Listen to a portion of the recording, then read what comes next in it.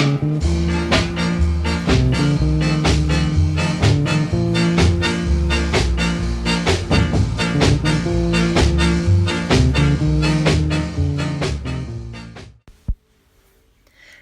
it's Emily from People's Kitchen in Pitsmoor here again with a recipe for lockdown.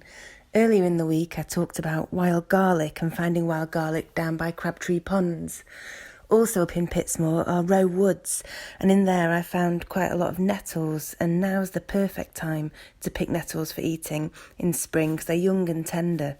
So next time you're out on your daily exercise, if you take some gloves and some scissors and a plastic bag, get yourself a couple of handfuls of young nettle tops, and you might be able to make these scones that me and Stan, my little boy, made as an alternative to bread when we couldn't get any one lunchtime. You'll need 250 grams of plain flour. We used some wholemeal plain flour because that's all we had. 2.5 teaspoons of baking powder, half a teaspoon of bicarb, a teaspoon of salt, 85 grams of butter, 2 handfuls of nettle tops and 250 ml of milk. We used half an old bit of blue cheese that I had at the back of the fridge, and we put the rest in as parmesan. You need 150 grams of cheese. You could also use cheddar.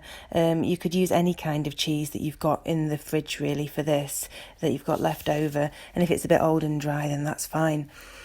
Then you set the oven to 220 degrees centigrade and wash your nettle tops in your gloves, but then plunge them into boiling water for 2 minutes. That'll take the stings out, so then you can get them out and chop them with your hands, chop them really fine. Mix the flour, baking powder, the bicarb and the salt in a bowl, a big mixing bowl, and then using your fingers rub in the butter until it makes little crumbs, a crumbly mix. Then grate in your cheese and mix it into the flour, and mix in your chopped nettles too, and add some black pepper, stir it up, and then using a knife stir in the milk until you've got a sticky dough. Line a baking tray with some paper and some baking paper, and then get a dessert spoon and dollop the sticky dough mixture into little piles with a bit of space around them, and then bake your drop scones for 15 to 20 minutes. Have a check on them though just after 15 minutes until they're nice and golden, and they're best eaten hot out of the oven, I would say. We did I think we had a carrot and a tomato and an onion, so we made that into a soup, and then we had these scones with that. They were yummy.